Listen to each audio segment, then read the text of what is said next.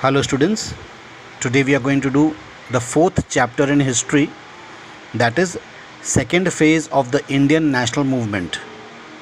In this, the scope and syllabus is brief mention of the causes of the partition of Bengal and its perspective by the nationalists, then objectives and methods of struggle of the assertive nationalists, and any two contributions of Bal Gangadhar Tilak, Bipin Chandra Pal and Lala Lajpat Rai. Lord Curzon's tenure of office as the Viceroy 1899 to 1905 was marked with controversies. One of his administrative measures that resulted in strong resentment was the partition of Bengal in 1905, which was considered as a concealed attack on Indian nationalism. Lord viceroy का जो शासनकाल था वो पूरे controversy से भरा हुआ था। ये एक प्रो ब्रिटिश वाइसरॉय था, ये जो केवल और केवल अपने मदरलैंड इंग्लैंड के लिए ही या इंग्लैंड के हित के लिए ही सोचते थे। इनमें जो सबसे इम्पॉर्टेंट जो कंट्रोवर्शियल डिसीजन इनका रहा, लॉर्ड कर्जन का रहा, वो था partition of Bengal. Partition of Bengal का मकसद क्या था कि किस प्रकार से कांग्रेस जो काफ़ी अपोजिशन पार्टी बनकर उभर रही थी, काफ़ी स्ट्रॉन्ग अपोजिशन पार्टी बनकर उभर रही थी, किस प्रकार से उसको रोका जाए। तो ये पाया गया कि कांग्रेस बहुत सक्रिय कहाँ पर है, तो वेस्ट बंगाल में है। तभी ईस्ट बंगाल वेस्ट बंगाल नहीं था, बंगाल में। तो बंगाल में सबसे ज़्यादा सक्रिय था कांग्रेस, और बंगाली लोग ने वेस्टर्न एजुकेशन बहुत जल्दी अपना लिया था, जिसकी वजह से ये काफ़ी पढ़ लिख लिए थे और पॉलिटिक्स में बहुत एक्टिव हो गए थे। तो अगर कांग्रेस पार्टी को तोड़ना है तो बंगाल को तोड़ो, बंगाल को डिवाइड करो। बंगाल को डिवाइड करने से कांग्रेस अपने आप खुद ब खुद कमज़ोर हो जाएगा, ये लॉर्ड कर्जन का मानना था, और इसी वजह से लॉर्ड कर्जन ने बंगाल का पार्टीशन किया था। The presidency of Bengal was the most thickly populated province in British India. It comprised of Bengal, Bihar, Odisha, Chota Nagpur and some other remote areas. It extended over an area of 4,89,500 square kilometers with a huge population of over 80 million. On July 20, 1905, Lord Curzon announced the division of the province of Bengal into the following two provinces: Bengal, which included the western district of Bengal proper, Bihar and Odisha with a population of 54 million. Calcutta was made its capital. Eastern Bengal and Assam, which comprised the eastern district of Bengal proper and Assam with a population of 31 million. Dhaka was the capital of the new province of East Bengal and Assam. तो इस प्रकार से Lord Curzon ने अपनी चाल चली। उस ज़माने में बंगाल एक बहुत बड़ा क्षेत्र था, एक बहुत बड़ा प्रोविंस था। यानी बंगाल में देखो कौन कौन से आज के जो कौन कौन से स्टेट्स आते थे उस ज़माने में 1905 से पहले। बंगाल कंप्राइज, यानी बंगाल किस किस से बना हुआ था। बंगाल खुद जो आज का जो बंगाल है वह बिहार, उड़ीसा, छोटा नागपुर और छोटे मोटे और ऐसे इलाके मिलाकर बंगाल बनाया गया था। तो इसका इतना बड़ा इलाका था, यानी लगभग 4,89,500 स्क्वायर किलोमीटर में ये बंगाल फैला हुआ था, और इसका जो पॉपुलेशन था ये 80 मिलियन के आसपास का पॉपुलेशन था। तो जुलाई 20 तारीख को 1905 लॉर्ड कर्जन ने अनाउंस किया कि हम बंगाल को दो हिस्सों में बांट रहे हैं। एक हिस्सा जो रहेगा वो बंगाल प्रॉपर बंगाल है, उसके जो डिस्ट्रिक्ट्स है बिहार और उड़ीसा और टोटल पॉपुलेशन 54 मिलियन, और कैलकाटा इसका कैपिटल बना दिया गया।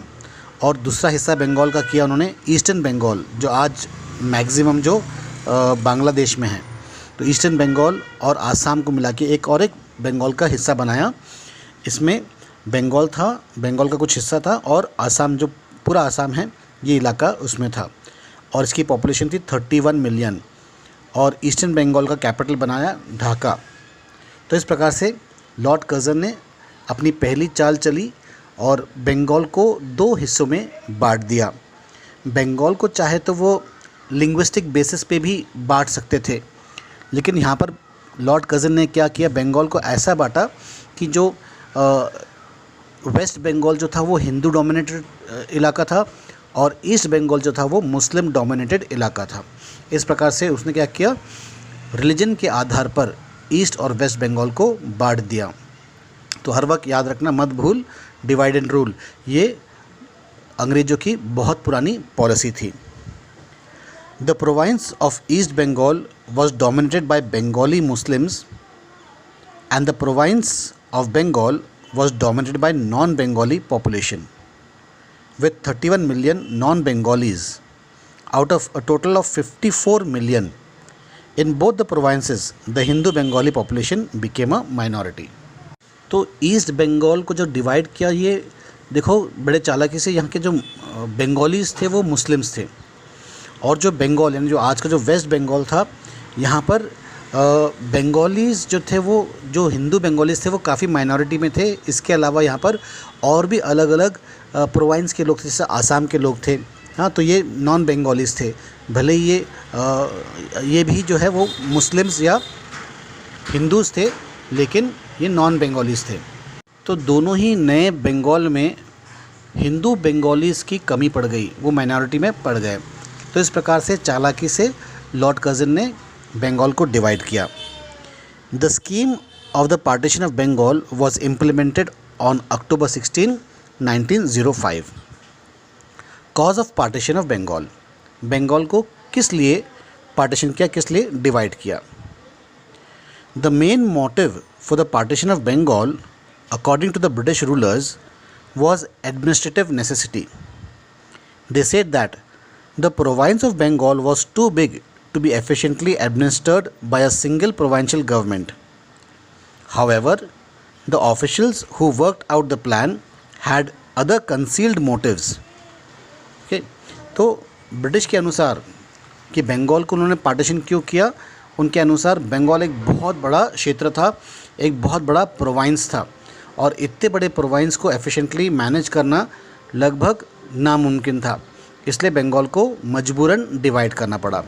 लेकिन अंग्रेज़ों के कुछ छुपे हुए षड्यंत्र थे, कुछ छुपी हुई चाल थी जो उन्होंने नहीं बताया, जैसे कि these included Bengal was a nerve center of Indian nationalism at that time, so the British hoped to stop the rising tide of nationalism by partitioning Bengal. तो बंगाल के जो लोग थे वो बहुत ही देशभक्त लोग थे। वह डेमोक्रेटिकली इलेक्टेड गवर्नमेंट चाहते थे, वह चाहते थे कि इंडिया से ब्रिटिशर्स चले जाए, और ये कांग्रेस में बहुत ही स्ट्रॉन्ग लीडर्स इस रीजन से, इस बंगाल रीजन से आया करते थे। तो ब्रिटिश को लगा कि अगर हम बंगाल को डिवाइड कर देंगे तो जो पॉलिटिकल मूवमेंट जो रहेगा वो खुद ब खुद कमज़ोर हो जाएगा। Explaining the political purpose behind the partition, Risley, the Home Secretary of the government, said, Bengal united is a power. Bengal divided will pull in several different ways. One of our main object is to split up and thereby to weaken the solid body of the opponents to our rule. तो यहाँ पे जो राइजली है home secretary, उस ज़माने का जो home secretary उसका नाम था राइजली, उसने किस प्रकार से देखो एक लेटर में लिखा है कि Bengal united is a power. अगर बंगाल यूनाइटेड रहेगा तो एक बहुत बड़ी ताकत बन जाती है, लेकिन अगर हम बंगाल को डिवाइड करेंगे तो ये अलग अलग क्षेत्रों में ताकत बढ़ जाएंगी। तो उनका मेन जो ऑब्जेक्ट है, उनका मेन जो पर्पस है वो बंगाल को स्प्लिट करना है, और इस प्रकार से जो नेशनल मूवमेंट है जो अपोनेंट्स है ब्रिटिश गवर्नमेंट के, उसको कमज़ोर कर दे, उसको बिल्कुल तोड़ दे। The partition of the state was intended to curb Bengali influence by not only placing Bengalis under two administratives but by reducing them to a minority in Bengal itself। तो बंगाल को पार्टीशन करने का इनका मेन मकसद क्या था? एक प्रकार से दो मेन मकसद थे। पहला तो ये कि जो बंगाली जो है उनको दो अलग अलग एडमिनिस्ट्रेशन के नीचे लाया जाए, ईस्ट बंगाल और बंगाल, दो डिफरेंट ग्रुप्स में इनको बांट दिया जाए। और दूसरा कि उनको बंगाल में ही माइनॉरिटी में कर दे, बंगाली हिंदूज़ को बंगाल में माइनॉरिटी बनाकर रख दे। The partition was meant to foster division on the basis of religion.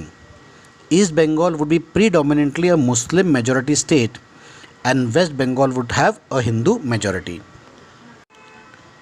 The Indian nationalists clearly saw the design behind the partition and condemned it. They saw that it was a deliberate attempt to divide the Bengalis on religious and territorial grounds and thereby disrupt and weaken nationalism in Bengal. They felt that administrative efficiency could have been better secured by separating Hindi speaking Bihar and the Odia speaking Odisha from the Bengali speaking part of the province. Moreover, the manner in which the announcement of partition was made without any regard was for the public opinion hurt the sentiments of sensitive Bengalis. The anti-partition movement. People started a strong movement against the partition, known as the anti-partition movement. The partition of Bengal led to a mighty upsurge which brought people and political leaders together. People started a strong movement against the partition, known as the anti-partition movement. The partition of Bengal led to a mighty upsurge which brought people and political leaders together. The Indian National Congress and the Nationalists of Bengal opposed the partition. Within Bengal, different sections of the population, zamindars, merchants, lawyers, students and women rose up in opposition to the partition of their province. Many protest meetings were held by eminent leaders like Surendranath Banerjee, Krishna Kumar Mitra, P.C. Ray, B.C. Pal and Anand Mohan Bose. The early nationalists and the assertive nationals cooperated with one another during the course of the movement. The leaders condemned partition through newspapers like Bengali, Hitbadi and Sanjibani. The anti-partition movement was initiated on August 7, 1905. On that day, a massive demonstration against the partition was organized in the town hall in Kolkata. From this meeting, the delegates dispersed to spread the movement to the rest of the province. तो जैसा Britishers ने सोचा था कि बंगाल को partition करके Congress movement को कमज़ोर कर देंगे, यहाँ तो कुछ उल्टा ही नज़ारा दिखाई देने लगा। उल्टा ही नज़ारा मतलब लोग सड़कों पर आ गए थे, आंदोलन करने लगे, बहुत सारे प्रोटेस्ट मीटिंग होने लगी, बड़े बड़े दिग्गज नेता जो है उन्होंने भाषण और मीटिंग बुलाने चालू कर दिया। उन नेताओं में से सुरेंद्रनाथ बैनर्जी, कृष्ण कुमार मित्रा, पी.सी. रे, B.C. Pal and Anand Mohan Bose, ये अर्ली नेशनलिस्ट थे जिन्होंने इन पार्टीशन ऑफ बंगाल का विरोध किया। अर्ली नेशनलिस्ट और असर्टिव नेशनलिस्ट दोनों की यूनिटी इस वक्त दिखाई दी। फिर जो उस वक्त के जो लीडिंग न्यूज़पेपर्स थे जैसा बंगाली, हितबादी और संजीवनी, इन ये लीडिंग पेपर्स में इस पार्टीशन का विरोध किया गया। एंटी पार्टीशन मूवमेंट का जो एक मूवमेंट इनिशिएट किया गया 7 अगस्त 1905 को टाउन हॉल में वहाँ पर वो लोग इकट्ठा हुए और कलकत्ता में इकट्ठा हुए और वहाँ जो डेलीगेट्स आए थे उनको समझाया गया कि क्या करना है, किस प्रकार से विरोध करना है। और यहाँ से लोग जो बंगाल के अलग अलग प्रोविंस में फैल गए और जो नॉन कोऑपरेशन मूवमेंट यानी एंटी पार्टीशन मूवमेंट को पूरे बंगाल में स्प्रेड करने में सक्रिय रहे। पीपल्स रिएक्शन, पीपल ने किस प्रकार से, लोगों ने किस प्रकार से बंगाल के पार्टीशन का रिएक्ट किया। The partition came into effect on October 16, 1905. The leaders of the protest movement declared it a day of national mourning throughout Bengal. It was observed as a day of fasting. There was Hartal in Kolkata. People walked barefoot and bathed in the Ganga in the early morning hours. तो partition जब effect में आया 16 अक्टूबर 1905 में partition effect में आ गया तो leaders जो थे प्रोटेस्ट मूवमेंट डिक्लेयर किए। उस दिन को एक राष्ट्रीय शोक दिवस मनाया गया पूरे बंगाल में शोक मनाने के लिए इस दिवस को ठहराया गया और लोग उपवास रखने लगे और लोग हड़ताल करने लगे। कलकत्ता में हड़ताल हुई, लोग नंगे पैर सड़कों पर चलने लगे और सुबह सुबह जाकर गंगा के घाट पर डुबकियां लगाकर नहाने लगे। The streets of Kolkata were full of cries of Vande Mataram which became the theme song of the national movement. Rabindranath Tagore composed the patriotic song Amar Sunar Bangla, My Golden Bengal, for the occasion, which was sung by huge crowds parading the streets. The ceremony of Raksha Bandhan was celebrated in a new way. Hindus and Muslims tied Rakhis, yellow thread, on one another's wrist as a symbol of unbreakable unity of the Bengalis and the two halves of Bengal. तो अलग अलग प्रकार से लोगों ने अपना गुस्सा जताया, अपना विरोध जताया। लोग सड़क पर आकर वंदे मातरम के नारे लगाने लगे। ये एक स्लोगन बन गया नेशनल, आगे चल के यही एक नेशनल मूवमेंट का स्लोगन बन गया। और फिर रविंद्रनाथ टैगोर ने अमार सुनार बांग्ला ये गाना कंपोज किया और ये गाना गाते लोग बड़े बड़े झुंड लोगों की बहुत बड़ी क्राउड जो थी, जो एक प्रकार से बहुत बड़ा मॉब ये गाना गाकर पूरे सड़कों पर घूम रहे थे, फिर रहे थे। फिर इस दिन पे रक्षाबंधन बनाया गई है। अलग प्रकार का रक्षाबंधन था जहाँ पर हिंदू और मुस्लिम एक दूसरे के हाथों पर पीले रंग की राखी बांध रहे थे, ये बताने के लिए हम आखिरकार भाई भाई ही है। चाहे हमारा पॉलिटिकली या जोग्राफिकली बंगाल का पार्टीशन किया गया हो, लेकिन हम बंगालीज जो है वो हमेशा भाई भाई ही रहेंगे, चाहे वो हम हिंदू हो या हम हो मुसलमान। In the afternoon, there was a great demonstration when the veteran leader Anand Mohan Bose laid the foundation of a federation hall to mark the indestructible unity of Bengal. All gathered there took the vow to follow Swadeshi. तो यहाँ पर स्वदेशी movement की शुरुआत हुई कि आज से हम केवल स्वदेशी कपड़े पहनेंगे, स्वदेशी जो गुड्स है उसका इस्तेमाल करेंगे, स्वदेशी चीज़ें का इस्तेमाल करेंगे। Impact of the anti partition movement, इससे क्या इम्पैक्ट हुआ, क्या असर हुआ। Lord Curzon had fired a very big gun but the recoil was ट्रेमेंडस। Lord Curzon ने एक बहुत बड़ी बंदूक तो चलाई ज़रूर थी पार्टीशन ऑफ बंगाल के रूप में, लेकिन उसका जो झटका जो बैठा, जो उल्टा जो पड़ा उसको, वह भी कुछ कम नहीं था। The partition of Bengal along with the anti partition movement accelerated the national movement by spreading it among the general masses. The people rose in unity to resist, to suffer and to sacrifice.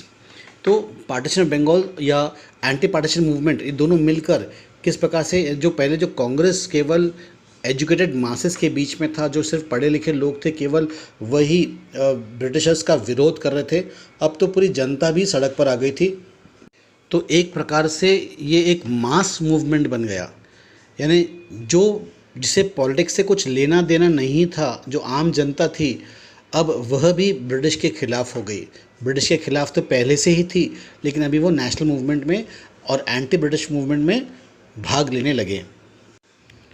The ideas of स्वदेशी and boycott, born of the popular feelings in 1905, took shape, and it was realized that Swadeshi and boycott were complementary and one would not succeed without the other.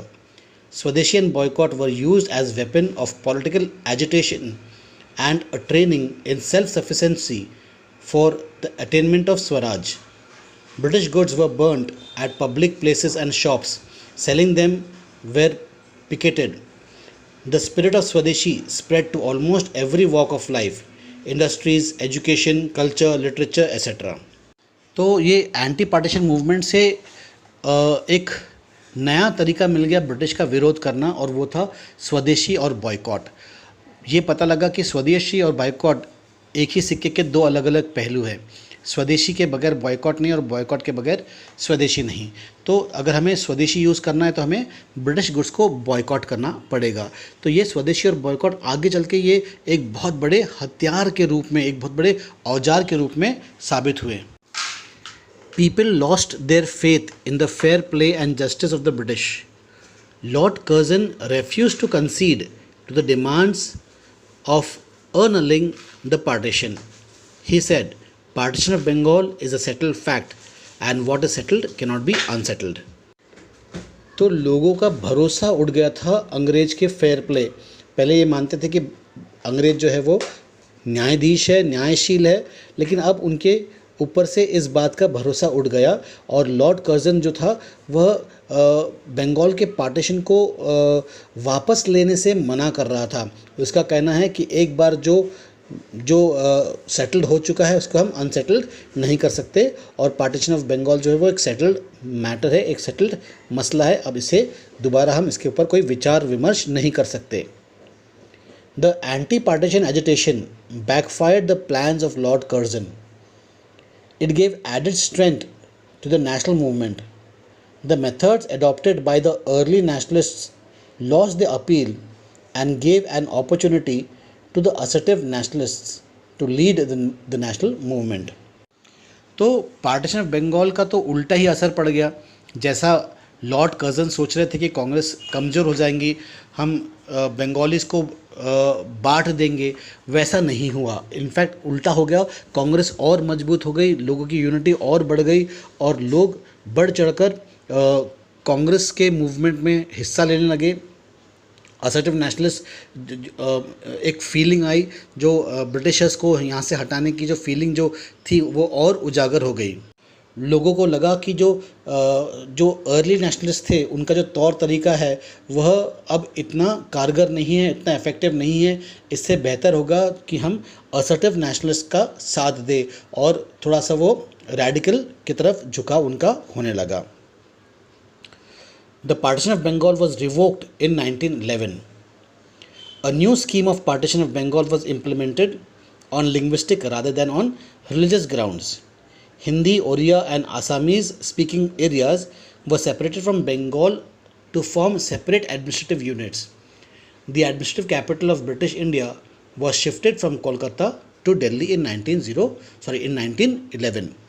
तो जब Britishers India में आए तभी दिल्ली जो था वो India का capital था। मतलब वहाँ पर हमारे बहादुर शाह जफ़र का रूल था, वो पूरे इंडिया के ऊपर रूल कर रहे थे।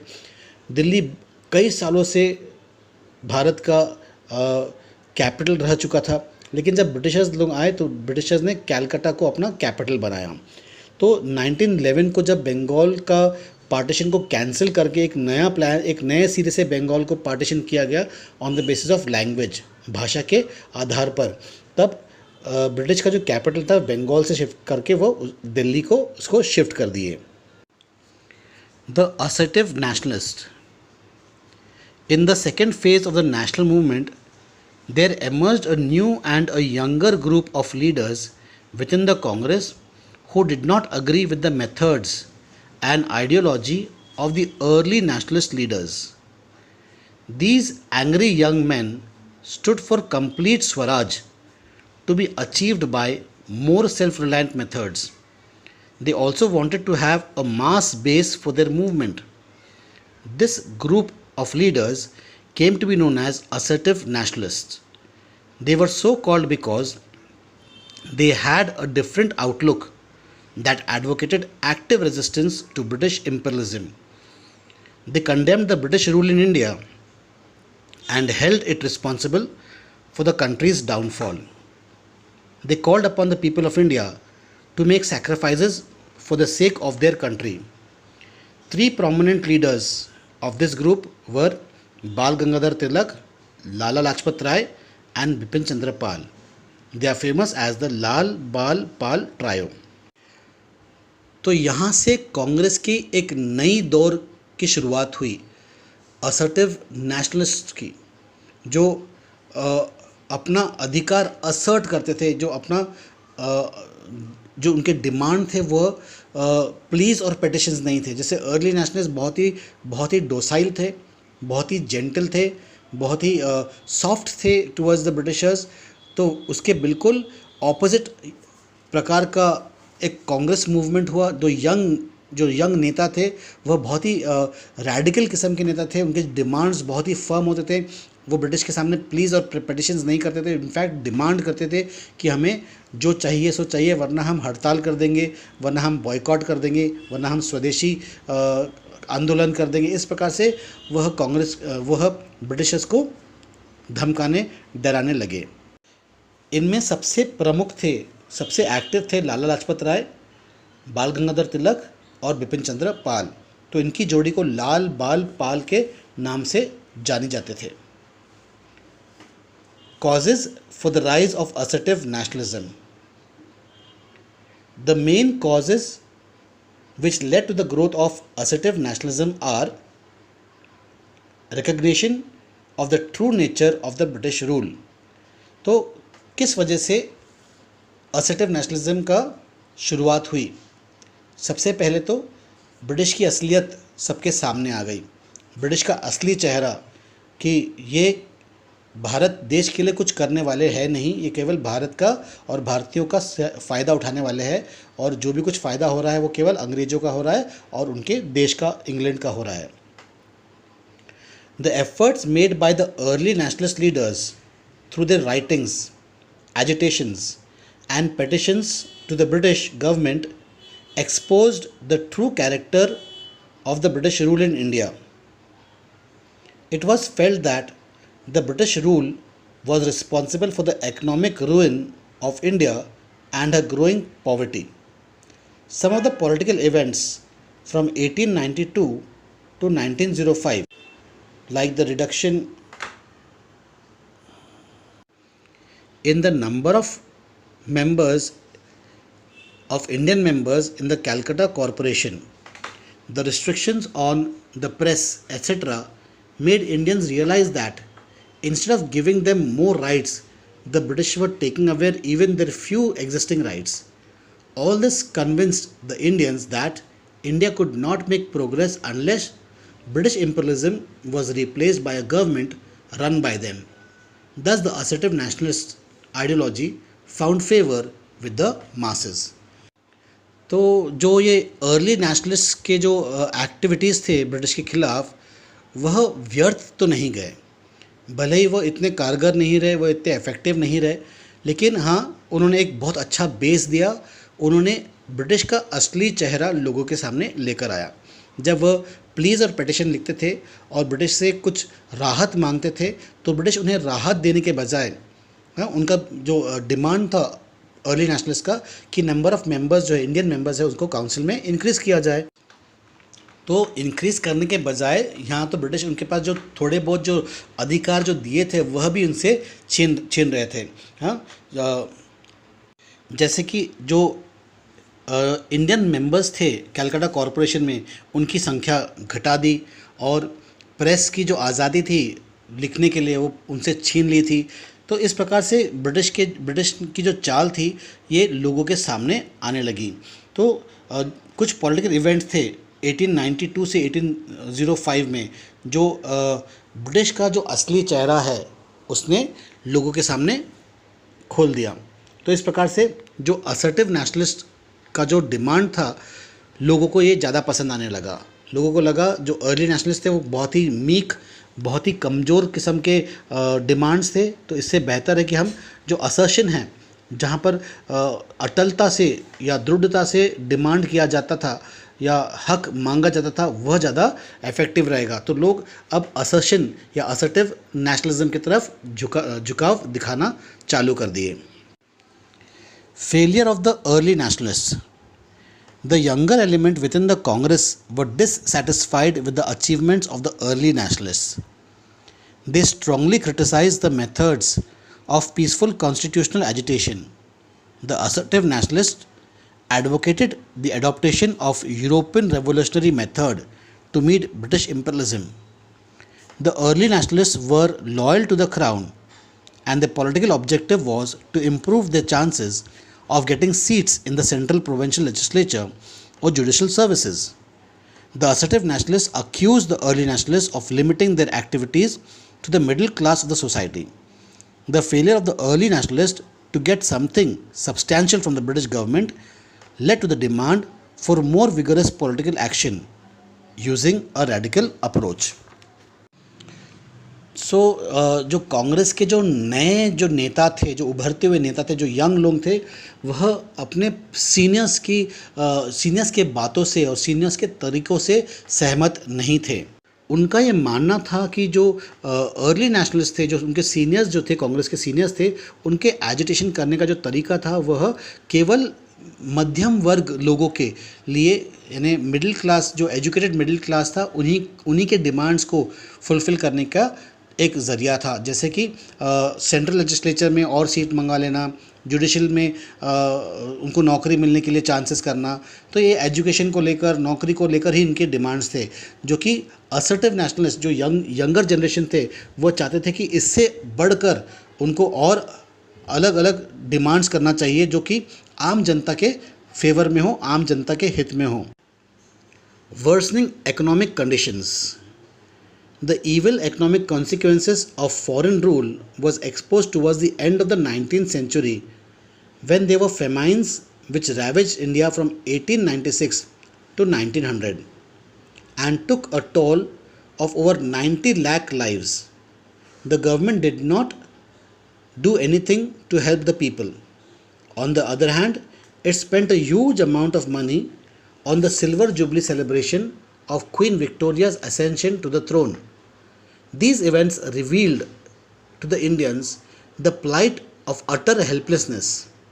They attributed all this to anti-national policies followed by British government, the worsening economic condition of the people, and the unjust and repressive policies of the British provided a congenial atmosphere for the growth of assertive nationalism. तो 1896 से 1900 का जो दौर था, India में एक बहुत बड़ा अकाल था। लोगों के पास में खाने के लिए कुछ नहीं था, लोग भूख से मर रहे थे, बीमारी से मर रहे थे, और ब्रिटिश सरकार भारतीय नागरिकों के लिए कुछ भी नहीं करने को तैयार थी। उल्टा इस दौर में एक बहुत बड़ा दिल्ली दरबार रखा गया था। क्वीन विक्टोरिया के सिल्वर जुबली को सेलिब्रेट करने के लिए बहुत पैसा इस पर खर्च किया गया था, और यहाँ पर जो लोग भूख से मर रहे थे, बीमारी से मर रहे थे, उनके राहत के लिए ब्रिटिश सरकार ने कुछ भी नहीं किया। तो ये साफ हो गया कि ब्रिटिश सरकार जो है वो भारत के हित के बारे में बिल्कुल ही नहीं सोचती थी, और जो इकोनॉमिक कंडीशन जो ख़राब हो रहा है, इसके केवल एक ही गवर्नमेंट जिम्मेदार है, और वो है ब्रिटिश सरकार। और ये ब्रिटिश का ये एटीट्यूड लोगों के प्रति, ये जो एटीट्यूड था, ये एक प्रकार से मॉरल बूस्टर मिल गया असर्टिव नेशनलिज्म के लिए, और ये इसी वजह से असर्टिव नेशनलिज्म और मजबूत हो गया। और जो अर्ली नेशनलिस्ट थे, जो ब्रिटिश के फेवर में जो लोग थे, उनकी आवाज़ लोगों की आवाज़ में दब गई। इसके आगे का चैप्टर हम अगले क्लास में करेंगे। याद रखना, इससे आगे हम अगले क्लास में कंटिन्यू करेंगे। आज के लिए इतना ही।